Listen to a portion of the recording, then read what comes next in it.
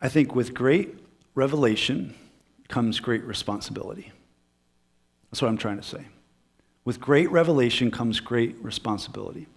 So if you, at some point in your life, received Christ as your Savior, you were enlightened by the Scriptures, God began to speak to you through the Scriptures, and you started to learn, the New Testament talks a lot about spiritual warfare, that there's a battle between good and evil, there's a battle between God and Satan, and because of that perspective, it actually changes your approach to your faith.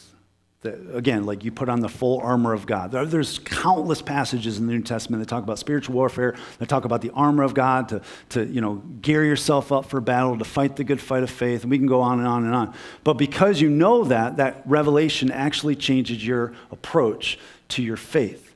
A great example of this is this picture right here. Do you guys know what this is? Navy guys? Titanic 2? No? Maybe. I don't know if that's a boat. This is called the Queen Mary. The Queen Mary. So, interesting story about this boat. In World War II times, they were short vessels to kind of carry the troops over to, into battle across the ocean. And so the Navy commandeered this boat, which actually was designed for a luxury cruise liner, kind of like the Titanic. And so it was very luxurious, and it housed about 3,000 people. So it was kind of spacious, huge, right? Well, during World War II, they actually commandeered it to be a vessel that would actually take troops over across the ocean into battle. You know how many people would fit into that during wartime? 15,000. You think that was luxurious? I got 4 kids in my house. That ain't luxurious. For 15,000 people, not luxurious. It's cramped. It's uncomfortable. It makes you anxious. It's stinky, okay? And yet, because it was wartime, it changed the purpose of the vessel.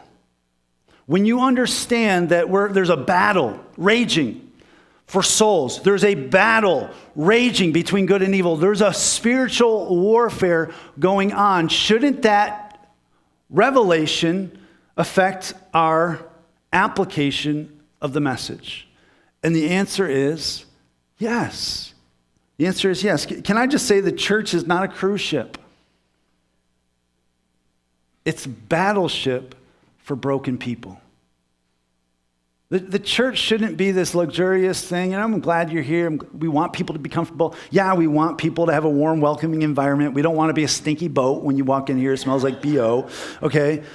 But yeah, it's the understanding that if we're about lost people and broken people, that it really isn't revolving around us. We're to be about going to save people who need Jesus. And that should influence how we use our time. It should influence how we use the gifts that God has given us, which we talked about 2 weeks ago. It should also influence how we use our resources, our money, which is what we talked about last week, right? Because there's a bunch of broken people out there that need rescuing.